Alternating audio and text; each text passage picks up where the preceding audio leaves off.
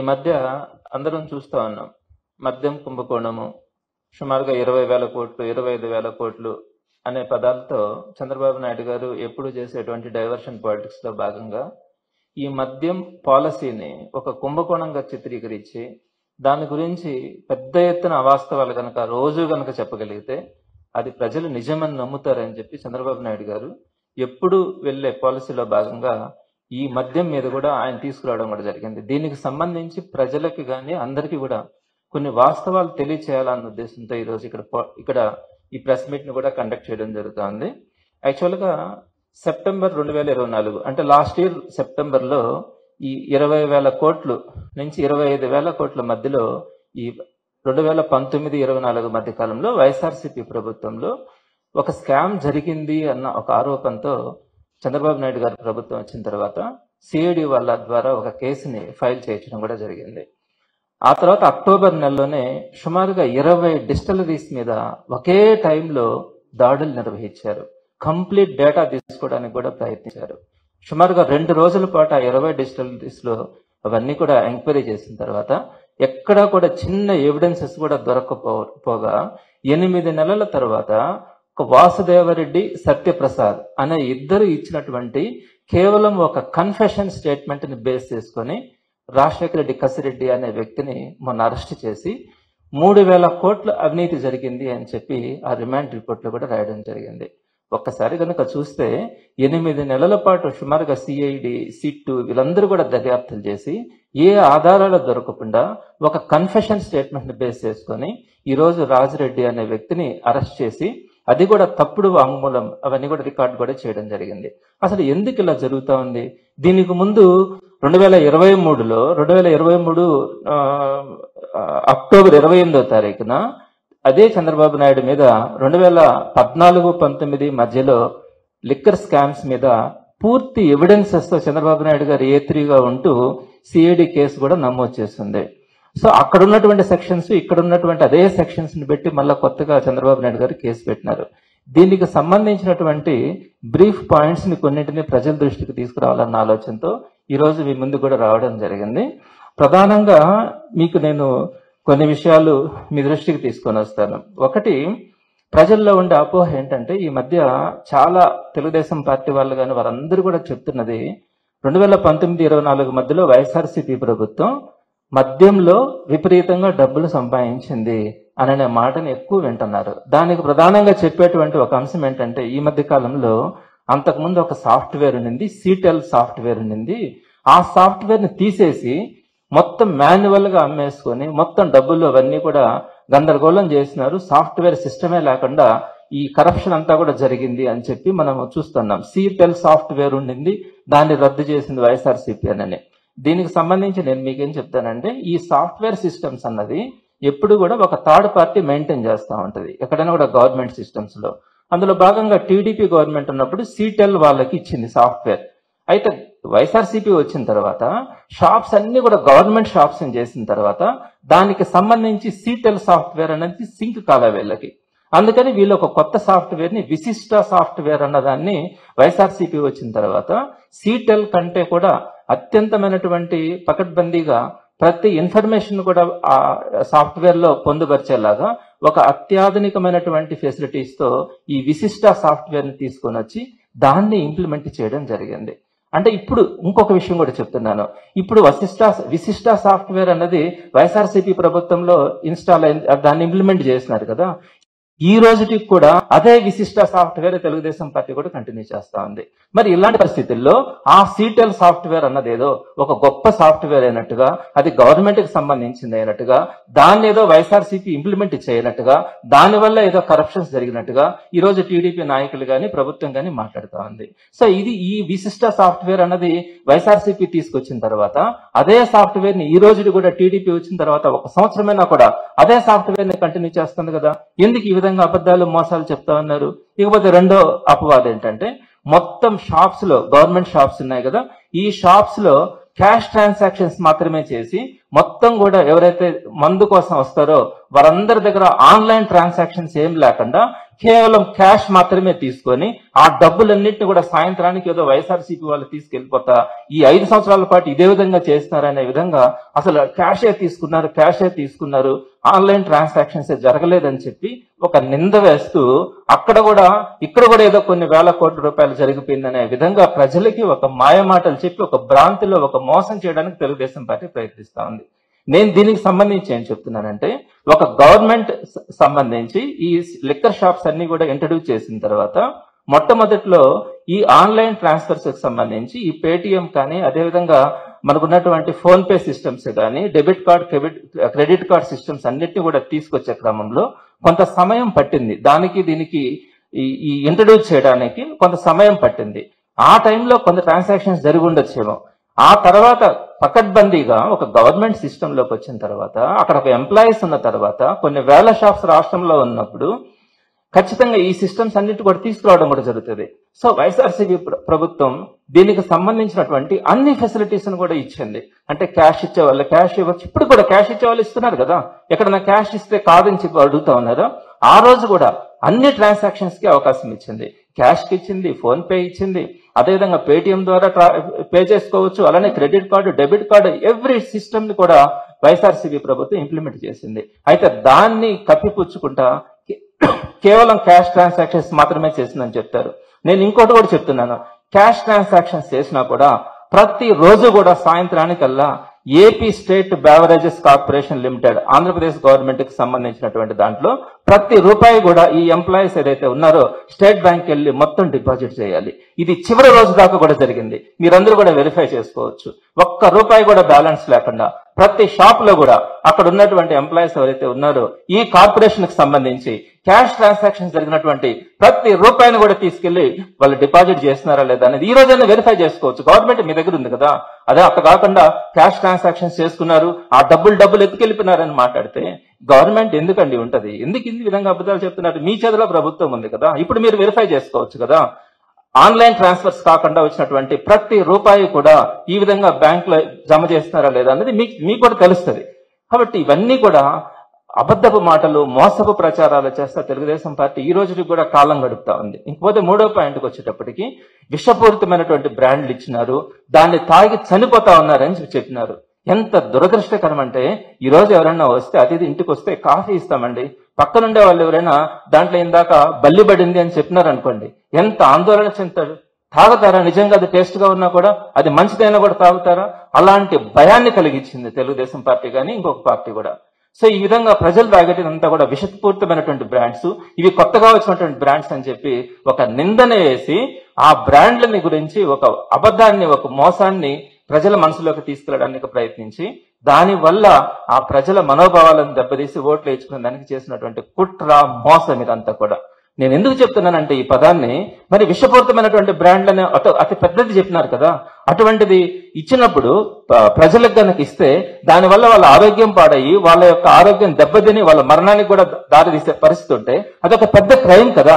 మరి మీరు ప్రభుత్వంలోకి వచ్చి సుమారుగా 11 నెలలు అవుతా ఉంది, ఈ రోజుకి కూడా ఏదైనా ఒక్క బ్రాండ్ అయినా కూడా విషపూరితమైనది, దీంట్లో పలానా కెమికల్స్ ఉన్నాయి, ఇది ఈ విధంగా ఇబ్బంది పెడతా ఉంది అన్న ఉద్దేశంతో మీరు ఆ బ్రాండ్స్ మీద కేసు పెట్టడం కానీ, లేదా ఏదైతే ఆ డిస్టిలరీస్ ఉన్నాయో దాన్ని మ్యానుఫ్యాక్చరింగ్ చేస్తా ఉన్నాయో ఆ డిస్టిలరీస్ మీద మీరు కేసు పెట్టడం కానీ, లేదా బ్యాన్ చేయడం కానీ ఏదైనా జరిగిందా?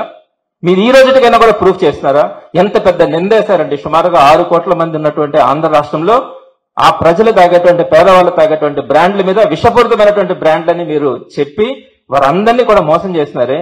ఈ రోజు ఒక్క బ్రాండ్ అయినా కూడా మీరు అది విషపూరితమైనదని మీరు చెప్పగలిగి దాని మీద ఈ విధంగా అది విషపూరితమని చెప్పి దాని మీద కేసులు పెట్టే సందర్భం ఉందా? లేదు. కేవలం మీరు మోసం చేసినారు. ఆ బ్రాండ్స్ అన్నింటినీ కూడా ఈ రోజు కూడా కంటిన్యూ అవుతానే ఉన్నాయి. ఆ బ్రాండ్స్ అన్ని కూడా ఎవరు తెచ్చారు? ఆ డిస్టిలరీస్ అన్ని కూడా ఎవరు స్టార్ట్ చేస్తారు? మీ హయాంలో స్టార్ట్ చేస్తున్నారే కానీ ఒక్క బ్రాండ్ కానీ ఒక్క డిస్టిలరీ కానీ వైఎస్ఆర్సీపీ గవర్నమెంట్ ప్రారంభం కాలేదు. ఇది నిజం, ఇది వాస్తవం. కానీ మీరేం చేశారు? పదే మోసం చేస్తున్నారు. అదేవిధంగా కొంతమందికే ఇచ్చినారు, వాళ్ళకు సంబంధించినటువంటి డిస్టిలరీస్ కు మాత్రమే పర్మిషన్స్ ఇచ్చి వాళ్ళ దగ్గరనే కొనుగోలు చేస్తున్నారన్నారు. ఇది వాస్తవమా? మీరు చేశారు. కేవలం 4 డిస్టిలరీస్ దగ్గర మాత్రమే మోర్ దాన్ 50% స్టాక్ ని మీరు ప్రొక్యూర్ చేసినారు.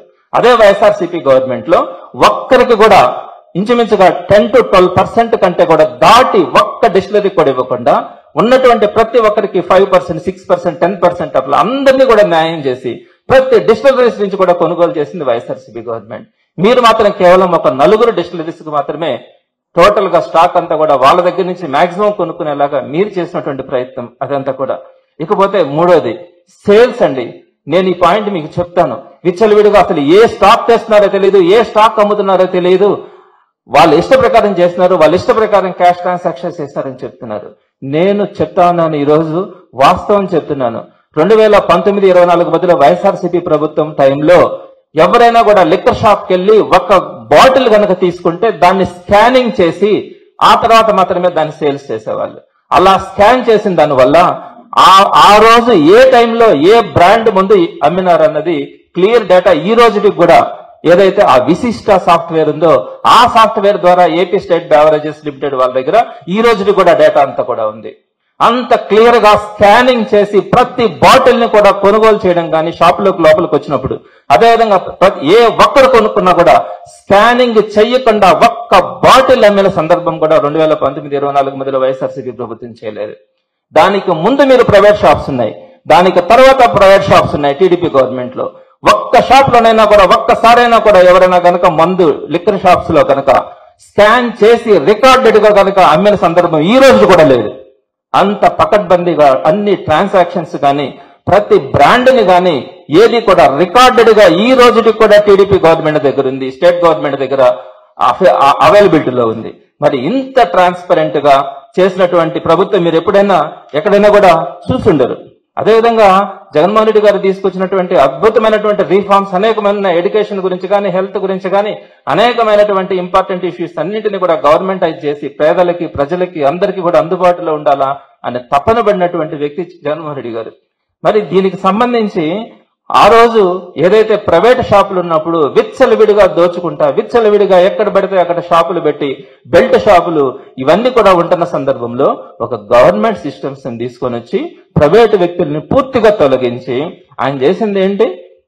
సుమారుగా తెలుగుదేశం పార్టీ గవర్నమెంట్ లో 4,380 షాపులుంటే వాటన్నింటిని కూడా తగ్గించి 2,934 షాపులు చాలు, ఈ మెయిన్ సెంటర్స్ లో ఇవి పెట్టండి, జనాలకు ఇబ్బంది లేని దగ్గరలో పెట్టండి అని చెప్పి 2,934 షాపులు మాత్రమే పెట్టడం కూడా జరిగింది. మిగతా అన్ని కూడా ఇళ్ల మధ్యలో ఉండేటివి కానీ అపార్ట్మెంట్స్ దగ్గర ఉండేటివి కానీ వాటన్నింటినీ కూడా తీసేసి 33% షాప్స్ ని తీసేసినారు. ఇంకొక మూడో పాయింట్ ఏంటి? సుమారుగా 43,000 బెల్ట్ షాపులు ఉన్నాయి 2014-19 మధ్య టీడీపీ గవర్నమెంట్ లో. వాటన్నింటినీ కూడా జగన్మోహన్ రెడ్డి గారు వచ్చిన తర్వాత ఒక్క బెల్ట్ షాప్ కూడా లేకుండా చేసినారు. బెల్ట్ షాప్ ఎవరు పెడతారండి? ఒక లిక్కర్ షాప్ ఉన్నప్పుడు దానికి సంబంధించి బెల్ట్ షాప్స్ పెడతారు. గవర్నమెంట్ షాప్స్ ఉన్నప్పుడు లోపల గవర్నమెంట్ ఎంప్లాయీస్ ఉన్నప్పుడు ఎటువంటి పరిస్థితుల్లో కూడా వాళ్ళకి బెల్ట్ షాపులు పెట్టాల్సిన అవసరం గవర్నమెంట్ షాప్ రన్ చేసే వాళ్ళకి ఎంప్లాయీస్ ఉండదు. మీరు ఒక్క బెల్ట్ షాపును కూడా 2019-24 మధ్యలో వైఎస్ఆర్సీపీ గవర్నమెంట్ లో ఒక్క షాపును కూడా ఉండదు. అలానే అంతకుముందు ఈ పర్మిట్ రూమ్స్ ఉన్నాయి, 4,380 షాప్స్ లో పర్మిట్ రూమ్స్ ఉన్నాయి. 5 లక్షల రూపాయలు గవర్నమెంట్ తీసుకొని పర్మిట్ రూమ్స్ ఇచ్చి విచ్చలవిడిగా తాగిస్తా ఉంటే వైఎస్ఆర్సీపీ గవర్నమెంట్ వచ్చిన తర్వాత ఒక్క షాప్ లోనైనా కూడా మీరు స్టేట్ లో ఎక్కడైనా కూడా చూసుకోండి, ఒక్క గవర్నమెంట్ షాప్ లో కూడా పర్మిట్ రూమ్ లేకుండా 4,380 పర్మిట్ షాప్స్ అన్నిటిని కూడా పర్మిట్ రూమ్స్ అన్నిటిని కూడా రద్దు చేసినటువంటి ఘనత జగన్మోహన్ రెడ్డి గారిది. అలానే మద్య నియంత్రణలో భాగంగా రేట్స్ పెంచుతామని చెప్పినారు. అక్కడ కూడా రేట్స్ పెంచి అందరికీ కూడా దాన్ని దూరం చేయాలన్న ఆలోచనతో కూడా వెళ్ళినటువంటి వ్యక్తి. సుమారుగా 20,000 మందికి ఎంప్లాయ్మెంట్ కూడా గవర్నమెంట్ సిస్టమ్ లో ప్రొవైడ్ చేసినటువంటి గొప్ప వ్యక్తి.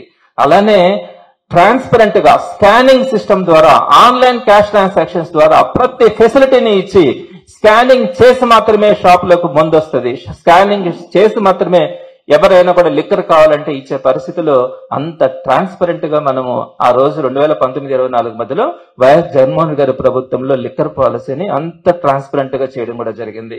అయితే ఆ విధంగా చేసినప్పుడు అమ్మకాలు కూడా తగ్గాయి, అమ్మకాలు కూడా తగ్గించాలనేది ఆయన ఆలోచన. అంత మంచి ఒక సిస్టమ్ ఉన్నప్పుడు దాన్ని ఈ రోజు ఒక ప్రైవేట్ వాళ్ళకు సంబంధించినటువంటి వ్యక్తుల చేతిలో ఈ రోజు మొత్తం కూడా దారాదత్తం చేసేసి ఈ లిక్కర్ పాలసీని అంతా కూడా లిక్కర్ మాఫియా చేతిలో పెట్టి ఈ రోజు అక్కడేదో జరిగిందని చెప్పి మీరు మాట్లాడుతూ ఉంటే ప్రజలు అమాయకుల, ప్రజలు ఈ విధంగా మీరు చెప్పే అబద్ధాలు నమ్ముతా ఉన్నారా అని బాధపడతా ఉన్నాం. ఈ రోజు పరిస్థితి ఏంటి? స్కూల్స్ దగ్గర ఉన్నాయి, లిక్కర్ షాప్స్ అపార్ట్మెంట్స్ దగ్గర ఉన్నాయి, అదేవిధంగా దేవాలయాల దగ్గర, మసీదుల దగ్గర ఎక్కడ పడితే అక్కడ విచ్చలవిడిగా ప్రైవేట్ వాళ్ళ చేతుల్లో మీరు లిక్కర్ షాప్స్ పెట్టిన తర్వాత అడుగడుగునా లిక్కర్ షాప్సే కనబడతా ఉన్నాయి. ఎక్కడైతే జనాలు తిరుగుతూ ఉంటారో, ఎక్కడైతే మహిళలు పిల్లలు తిరుగుతూ ఉంటారో వాటిల్నే బేస్ చేసుకొని మీరు ఈ రోజు షాప్స్ పెరుగుతున్నాయి. మీరు ఒక్కసారి చూడండి, నెల్లూరులో గత మనం 4-5 నెలలను చూస్తే 20 మర్డర్స్ జరిగినాయండి. వైఎస్ఆర్సీపీ ప్రభుత్వంలో జరిగినాయి. ఈ విధంగా ఎందుకు జరిగినాయి? ఎక్కడ పడితే అక్కడ విచ్చలవిడిగా మందు దొరుకుతా ఉంది, ఎక్కడ పడితే అక్కడ విచ్చలవిడిగా డ్రగ్స్ దొరుకుతా ఉన్నాయి. కాబట్టి ఈ రోజు యువత గానీ పిల్లకాయలు గానీ విచ్చలవిడితనం పెరిగిపోయింది. ఎక్కడ పడితే అక్కడ హత్యలు చేస్తా ఉన్నారు, కనిపించినట్టు పొడిచాడు పారేస్తా ఉన్నారు. ఇది ఒక్క నెల్లూరు జిల్లాలోనే కాదు, రాష్ట్ర వ్యాప్తంగా జరుగుతున్నటువంటి సమస్య. ఎందుకు జరుగుతా ఉంది? ఈ విచ్చలవిడితనం ఎక్కడి నుంచి వచ్చింది? ఎన్ని షాప్స్ తీసుకొని వచ్చినారు? ఎన్ని షాప్స్ ని పెడతా ఉన్నారు? ఇవన్నిటి కూడా మీరు ఆలోచించాలి. అదేవిధంగా ఈ రోజు బెల్ట్ షాపులు కూడా వేలా వేసే సిస్టమ్ ని ఈ రోజు మనం తీసుకొని వచ్చినాం. ఒక్కొక్క షాపుకి ₹1,00,000 నుంచి 2 లక్షలు 3 లక్షల వరకు కూడా. అదేవిధంగా నైట్ కనుక అమ్మగలిగితే వాళ్ళు అదనంగా దాన్ని మళ్ళీ పాడుకొని దాన్ని సేల్స్ చేసుకునే పరిస్థితికి తీసుకొని వచ్చినారు. ప్రతి షాప్ లో కూడా పర్మిట్ రూమ్ ఉంది. మీరు ఒకసారి చూడండి, ఏ షాప్ దగ్గరకైనా వెళ్తే పర్మిట్ రూమ్ దగ్గర, అది వాళ్ళ వైన్ షాప్ దగ్గర ఆ పక్కనే కూల్ డ్రింక్ షాప్ ఉంటుంది. వాళ్ళకి పర్మిట్ రూమ్ కనుక లేకపోతే అక్కడ కూల్ డ్రింక్ షాప్ ఎందుకు పెట్టాలా?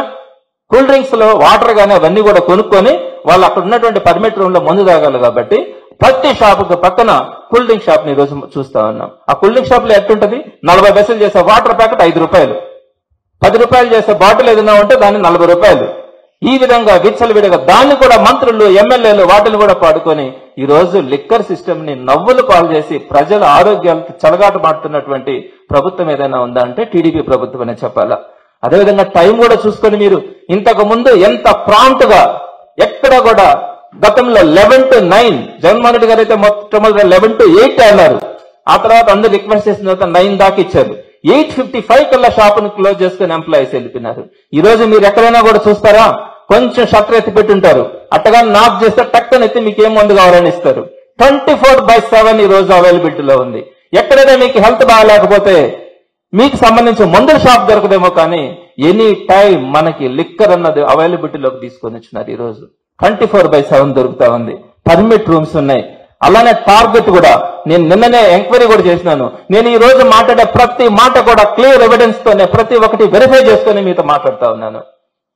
ఈ రోజు ఏదైతే ఈ షాప్స్ గురించి చెప్తా ఉన్నారో, ప్రతి డిపార్ట్మెంట్ వాళ్ళు షాప్స్ కు ఫోన్ చేసి లాస్ట్ మంత్ లో నీకు ఇంత స్టాక్ మీ దగ్గర నుంచి సేల్ అయి ఉన్నది ఆ షాప్ లో, ఈ రోజు మీరు 20% ఎక్కువ మీకు టార్గెట్ పెడతా ఉన్నాము, దాన్ని రీచ్ కావాల్సిందే, మీరు ఏ విధంగా అమ్ముతారా అని చెప్పి వాళ్ళ మీద టార్గెట్ పెట్టినప్పుడు వాళ్ళ బెల్ట్ షాప్ సిస్టమ్స్ కానీ ఈ పర్మిట్ రూమ్ సిస్టమ్స్ కానీ వీటన్నిటిని కూడా విచ్చలవిడిగా తీసుకొని వచ్చి ఈ రోజు ప్రజల మీద ఈ మద్యాన్ని రుద్దే పరిస్థితి ఏర్పడతా ఉంది.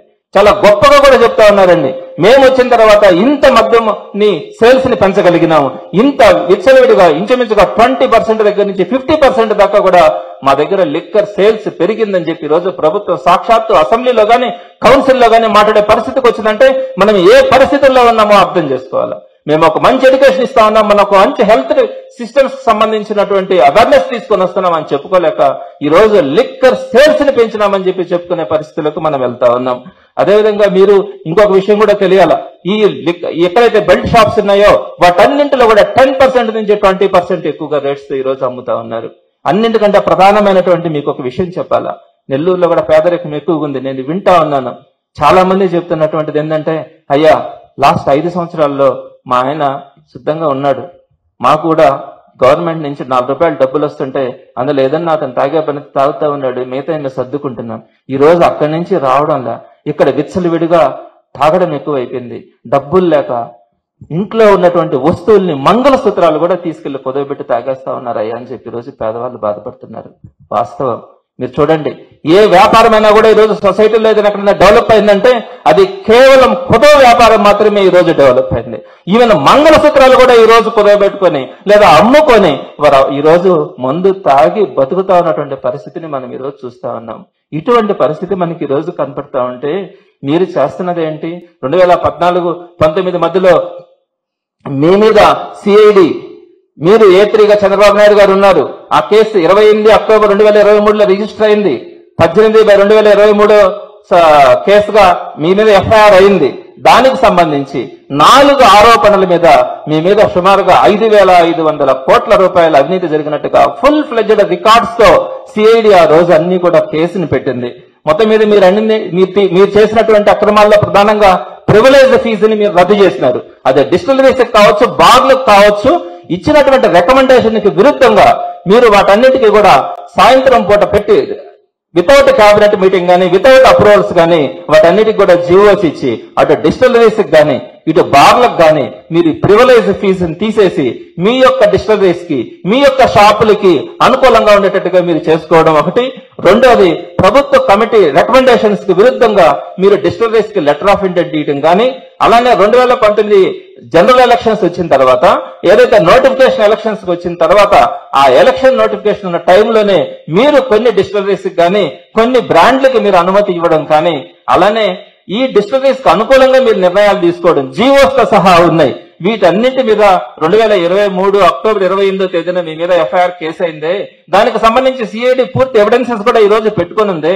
మరి దాని మీదకు సంబంధించినటువంటి సిఐడి వాళ్ళు ఈ రోజు ఆ కేసులో ముందుకు తీసుకెళ్లకుండా కేవలం 2024 సెప్టెంబర్ లో ఏదైతే 2023లో చంద్రబాబు నాయుడు గారి మీద కేసు పెట్టింది ఎవరంటే వాసుదేవరెడ్డి అనే ఒక ఆఫీసర్ కేసు పెడితే, అదే వాసుదేవరెడ్డి ద్వారా మరలా 2024 సెప్టెంబర్ లో అదే వాసుదేవరెడ్డి దగ్గర నుంచి మరలా వైఎస్ఆర్సీపీ గవర్నమెంట్ మీద కేసు పెట్టించినారు. అక్కడ పెట్టింది వాసుదేవరెడ్డి పెట్టారు ఆ కేసుని, ఆయన దగ్గరనే మళ్ళా కేసు పెట్టించి అదే సెక్షన్స్ ని మళ్ళా వైఎస్ఆర్సీపీ మీద సేమ్ సెక్షన్స్ ని సేమ్ సిఐడి డిపార్ట్మెంట్ ద్వారానే ఆ కేసులు పెట్టించి ఈ రోజు వైఎస్ఆర్సీపీ మీద బురద నింద వేసి ఏదైతే వీళ్ళు చేయాల్సిన పనులన్నీ చేయకుండా, ఇచ్చినటువంటి హామీలను నెరవేర్చకుండా ఒక్కటి కూడా ప్రజల్ని ఇబ్బంది పెడతా ఉన్నారో వాటన్నిటిని కప్పిపుచ్చే ధోరణిలో ఈ రోజు ఈ కొత్త కేసుని తీసుకొని వచ్చి దాంట్లో కూడా 8 నెలలుగా ఎలాంటి ఎవిడెన్సెస్ దొరుకుతా కేవలం కొంతమంది ఇచ్చినటువంటి వాసుదేవరెడ్డి, సత్యప్రసాద్ అనే వాళ్ళు ఇచ్చినటువంటి కన్ఫెషన్ స్టేట్మెంట్ ని బేస్ చేసుకొని ఈ రోజు మీరు కసిరెడ్డి రాజిరెడ్డిని అరెస్ట్ చేసి దాంట్లో జగన్మోహన్ రెడ్డి గారి పాత్ర ఏ విధంగానైనా ఉన్నా కూడా మీరు చెప్పారు ఇక్కడ రోజు నెలకు 50 కోట్ల రూపాయలు జరిగిందంటున్నారు. ఆ 50 కోట్ల రూపాయలు ఏ విధంగా ఎక్కడుంది?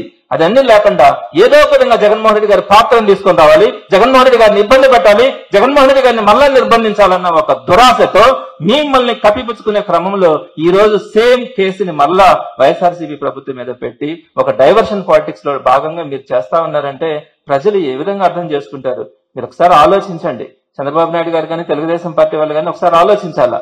ఈ విధంగా మనం ఏమీ చేయలేకపోయినా పాత రోజుల్లో ఒక మంచి రిఫార్మ్స్ తీసుకొచ్చినటువంటి గవర్నమెంట్ మీద మనము కేసులు పెట్టడం, వాళ్ళని నిర్బంధించాలనుకోవడం ఇవన్నీ కూడా మంచి పద్ధతులు కాదు, సంప్రదాయాలు కాదు. ప్రజలు వీటిని నచ్చరు. రేపొద్దున వీటన్నింటికి కూడా సరైనటువంటి గుణపాఠం చెప్పే రోజు ఉంటుందని ఈ రూపంగా మీ అందరికీ తెలియచేస్తూ, అదేవిధంగా వైఎస్ఆర్సీపీని ఆ విధంగా బదనాం చేస్తే జగన్మోహన్ రెడ్డి గారు భయపడరు. జగన్మోహన్ రెడ్డి గారు ఆలోచనలు, ఆశయాలతో వెళ్తున్నటువంటి ప్రతి కార్యకర్త నాయకుడు కూడా ఎవ్వరు కూడా ఆలోచించే పరిస్థితి ఉండదని మీ ద్వారా తెలియచేస్తూ, మద్యం కుంభకోణం అనే ఒక నిందను జగన్మోహన్ రెడ్డి గారు వేయాలనుకున్నారు. కానీ జగన్మోహన్ రెడ్డి గారు ఎడ్యుకేషన్ లో కానీ, హెల్త్ లో కానీ ప్రతి దాంట్లో కూడా తీసుకొచ్చినటువంటి రిఫార్మ్స్ లో భాగంగానే లిక్కర్ లో కూడా ఒక మంచి రిఫార్మ్స్ తీసుకొని వచ్చి ప్రజలకు ఇబ్బంది లేనటువంటి సిస్టమ్స్ ని తీసుకొని వస్తే, అదేదో పాత రోజుల్లో ఒక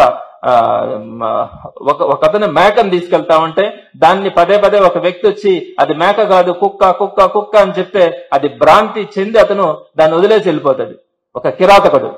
అలాంటి పరిస్థితుల్లో ఇక్కడ కూడా మనం అదే చూస్తా ఉన్నాం. ఒక మంచి సిస్టమ్స్ మీద నింద పదే చెప్పిన దానివల్ల ఆ అబద్ధం నిజమవుతుందేమోననే భ్రాంతిని కలిగించడానికి ప్రజలను అమాయకులు చేయడానికి ప్రయత్నిస్తున్నారు. ఈరోజు సోషల్ మీడియా యుగం, ఏది కూడా ప్రజలు అంత ఈజీగా లేరు.